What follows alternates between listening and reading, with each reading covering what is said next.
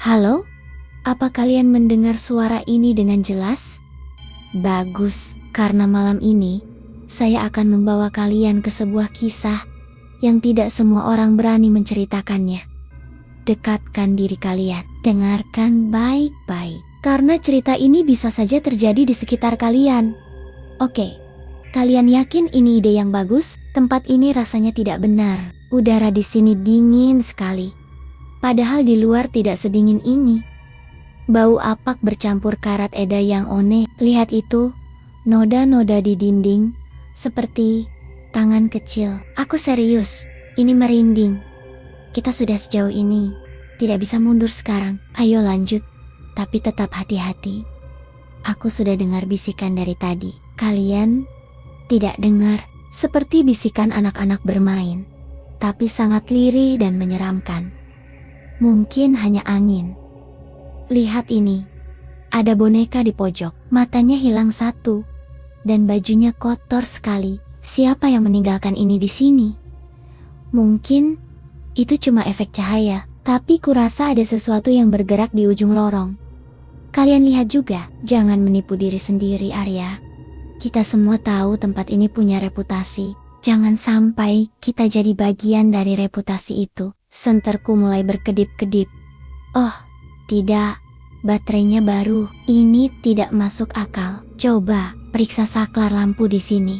Kalau masih ada listrik, aku tidak bisa melihat apa-apa di sana.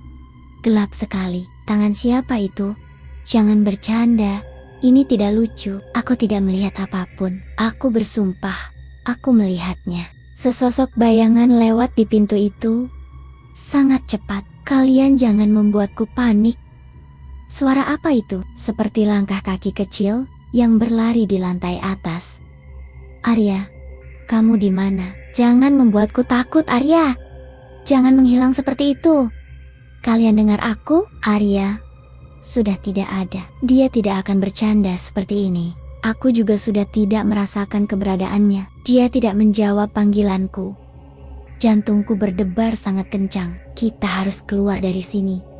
Sekarang juga, aku tidak peduli dengan penjelajahan lagi. Cepat, pintu utamanya terkunci rapat. Bagaimana ini bisa terjadi?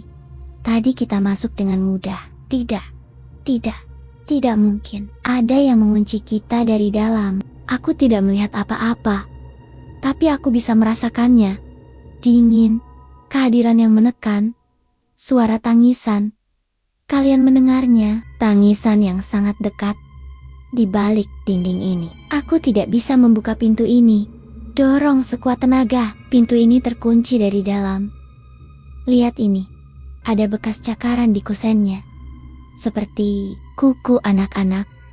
Aku tidak bisa bernapas. Ini bukan permainan lagi. Kita, terjebak, jangan pisah.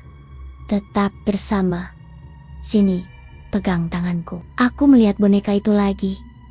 Matanya sekarang menatapku. Itu bukan hanya boneka. Matanya bergerak. Jangan melihat ke belakang. Terus lari, suara itu semakin dekat. Itu bukan tangisan. Itu cekikikan. Cekikikan yang menyeramkan. Seperti anak kecil yang sedang bermain.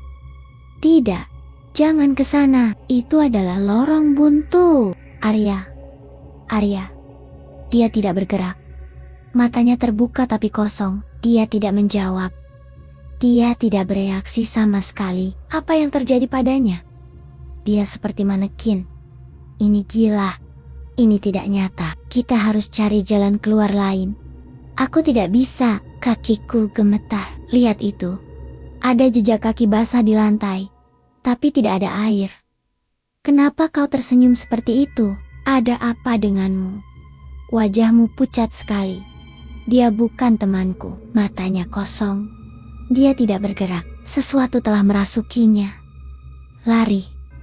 Aku tidak bisa lagi melihat jalan. Semua dinding terlihat sama. Lorong tanpa akhir. Suara-suara itu di kepalaku. Bisikan. Terus bisikan. Aku tidak bisa lagi membedakan mana yang nyata dan mana yang tidak. Aku tidak sendiri di sini. Aku tidak sendirian. Bagaimana? Apakah kalian masih berani mendengar kisah berikutnya? Kalau iya, pastikan kalian sudah subscribe dan aktifkan notifikasi. Sampai bertemu lagi di cerita selanjutnya. Dan jangan lupa, tutup pintu kamar kalian rapat-rapat malam ini.